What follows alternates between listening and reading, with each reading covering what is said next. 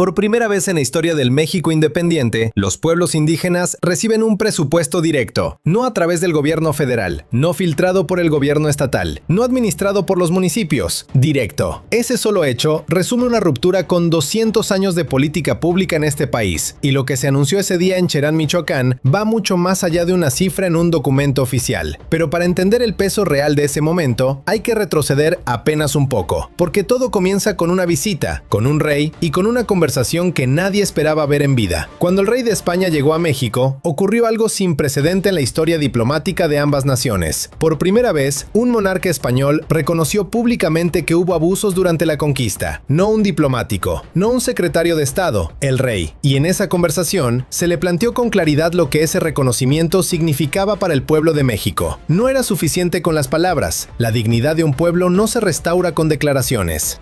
Se necesitaba reconocer la grandeza de las civilizaciones que existían antes de la llegada de los españoles, reconocer los abusos que se cometieron y reconocer hoy, en el presente, la existencia plena y los derechos de los pueblos originarios que siguen vivos, que siguen aquí, que siguen siendo el fundamento de lo que se llama el humanismo mexicano. Ese es el punto de partida. Y ese reconocimiento, si se queda solo en el papel, es letra muerta, como tantas cosas escritas en las constituciones y en las leyes que nunca aterrizan en acciones concretas. La pregunta que se planteó ese día era exactamente esa. ¿Cómo se convierte una deuda histórica en algo real, tangible, que cambie la vida de las comunidades? La respuesta tiene un nombre técnico que suena extraño, pero que esconde una transformación profunda. Se llama FAISPIAM, el Fondo de Aportaciones para la Infraestructura Social de Pueblos Indígenas y Afromexicanos. El fondo ya existía antes, con otro nombre y otra lógica. Lo que cambió fue algo aparentemente pequeño, pero en realidad enorme. Se le añadió el apellido de los pueblos indígenas y afromexicanos, y con ese apellido vino algo que nunca había existido antes: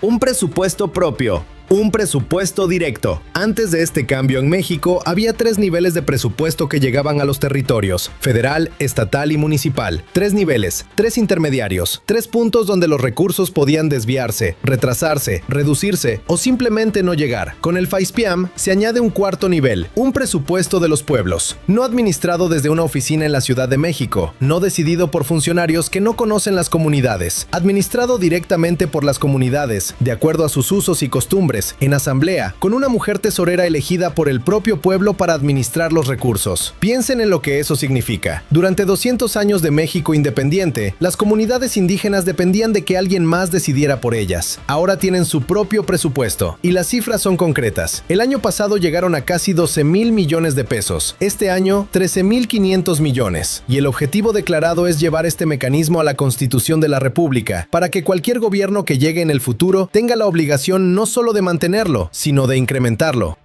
Que sea irreversible, que no dependa de la voluntad política de turno. Ese es el primer pilar. El segundo son los llamados planes de justicia, y el nombre no es casual. Justicia, no ayuda, no asistencia, no programa social, justicia, porque lo que se busca es reparar una deuda histórica, reconocer que durante siglos los pueblos originarios fueron los últimos en recibir recursos, los primeros en ser ignorados, y que esa deuda tiene que saldarse con acciones concretas. Los planes de justicia no se diseñan en una oficina del gobierno federal ni en la capital del estado.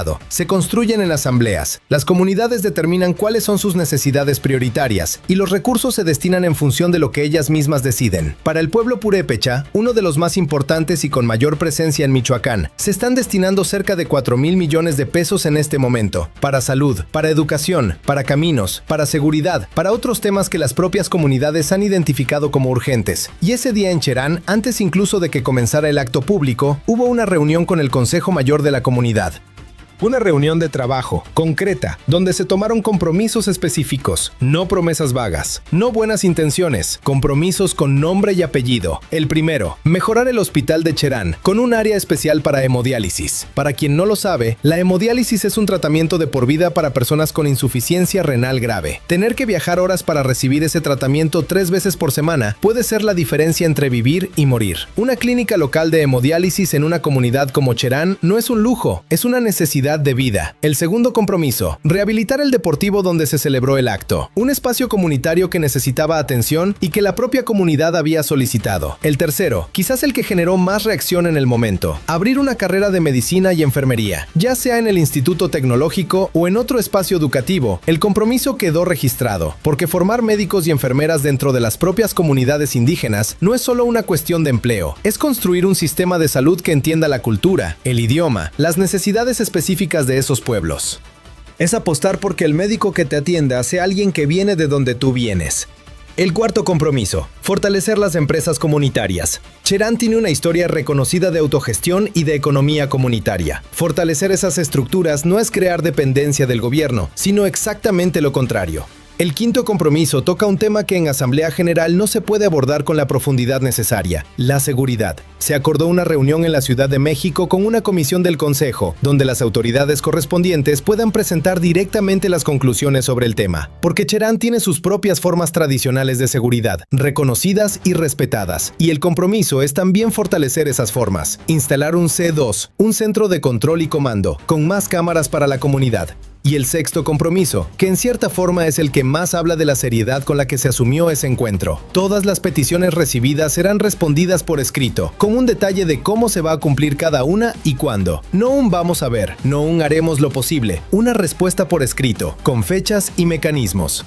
Porque sería muy fácil decir que todo se va a cumplir y dejar que el tiempo borre las promesas. Pero hay un principio que se repitió ese día con claridad: no robar, no mentir, no traicionar. Todo esto ocurrió en Cherán, Michoacán, una comunidad que se hizo conocida en todo México a partir del 11 de abril de 2011, cuando sus habitantes se levantaron, desarmaron a los grupos criminales que los tenían sometidos, expulsaron a los partidos políticos de su territorio y comenzaron a gobernarse por sus propios usos y costumbres. Cherán no es una comunidad cualquiera. Es un símbolo de lo que los pueblos pueden hacer cuando deciden tomar su destino en sus propias manos. Y es precisamente en ese contexto donde las palabras pronunciadas ese día adquieren una resonancia especial, porque no se habló solo de presupuestos y hospitales, se habló de algo más profundo, de la visión que durante décadas se impuso sobre México y los mexicanos. Esa idea de que lo de afuera era mejor, de que ser mexicano era ser menos. Esa visión, se dijo, se quedó en el pasado. México es un país libre, soberano, con una historia que no necesita pedir permiso a nadie, con pueblos que han mantenido vivos valores que sostienen a toda la nación. Y esa soberanía, esa dignidad, no se detiene en la frontera norte. Hay millones de michoacanos viviendo del otro lado, millones de mexicanos que cruzaron buscando una vida mejor, que trabajan en condiciones duras, que envían dinero a sus familias, que sostienen economías a ambos lados de la línea. Se les llamó héroes y heroínas de la patria, y se dijo con fuerza que siempre serán defendidos, porque son mexicanas y mexicanos honestos, trabajadores, que han sacado adelante a México y también a los Estados Unidos. Hay algo en todo esto que invita a detenerse un momento, porque la pregunta que queda flotando después de escuchar todo lo que ocurrió ese día en Cherán es una pregunta vieja, una que muchas comunidades en México se han hecho durante generaciones. ¿Qué tan diferente habría sido la historia si desde el principio los pueblos hubieran tenido voz directa sobre sus propios recursos? 13.500 millones de pesos este año, 4.000 millones para el pueblo purépecha, un hospital con hemodiálisis, una carrera de medicina, un acuerdo de seguridad, compromisos por escrito.